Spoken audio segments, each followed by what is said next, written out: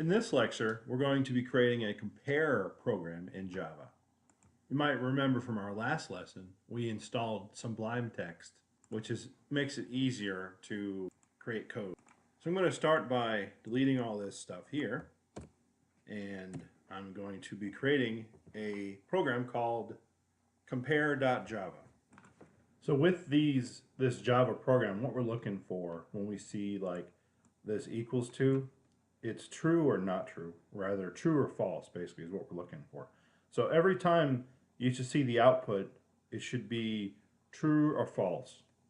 For instance, how you read code, right? So for instance, string text equals super good. String lung or language equals Java. Boolean state equals test equivalent to long. So text super good is equivalent to Java, right? And then system output out print line string equal test plus state, meaning it should say something like your output should be like string equals test plus true, or string equals test true or false. Same with the state equals test, and that little the bang equals, that stands for it's not equal. Basically this right here, this bang equals means doesn't equal. So does super good not equal to Java? Okay, so the state would be probably true. So they're probably going to say, what is this, false? And this is going to be true. Okay, so the other one is the integer. So you have integer dozen equals 12. So dozen, it represents the number 12. Score represents the number 20. So the state would mean dozen is greater than score. Okay, so basically your output should say, okay, more than this, that equals state. So this is going to be a false, and this one right here.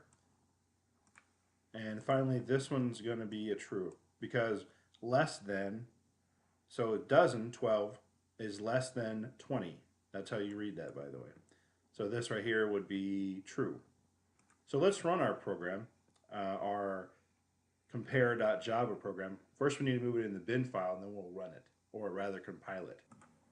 Now we'll just go run our compiler, so that's javac.exe, then we're going to compile it. So that's compare.java. Seems as though we have an error, so we have to go and fix that. It probably doesn't like the character, this character right here. Probably doesn't like that character, so let's remove that, actually. Let's save it again, and let's rerun it. Interesting, okay. So I'm going to try something here. I want to do the same thing with these two strings right here. Actually, just do the one there. We're going to save it, and I want to show you what it looks like. So we'll do CLS, clear the screen, up arrow a bunch of times. So that's not it. Oh, I know why. Okay, here we go. I shouldn't have equal here. I should have plus. Or, yeah, I should have a plus symbol.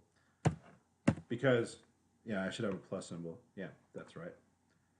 Yep. See, that's the thing. When you're just dealing with code, you never know, right? It's good to, this is why the coders, anything like this, little mistake like that could just make it change your code completely. See, yeah, it made it better. So this, okay. So what that says is this: it doesn't matter if you have a space here. It doesn't really matter if you have the space after this quotation there. What matters is should have it defined like a plus state. Okay, so we've ran the compiler, and okay, so let's take a look at this, right? So what we're looking at, so string equal test here, so that's false, meaning Boolean state. So text is equal to lung. Super good is equal to lung. False. And that's why you got that false right here. If I can do it. Okay. String not equal. So state text is not equal to lung. So super good is not equal to lung. Super good is not equal to Java. And that's true. And then we have dozen 12. So 12 is greater than 20, which is false. So that's why we have the false here, the false here. And then finally, dozen is less than, so 12 is less than 20, which is true. So that's why we have this true statement here. So thanks for viewing this tutorial.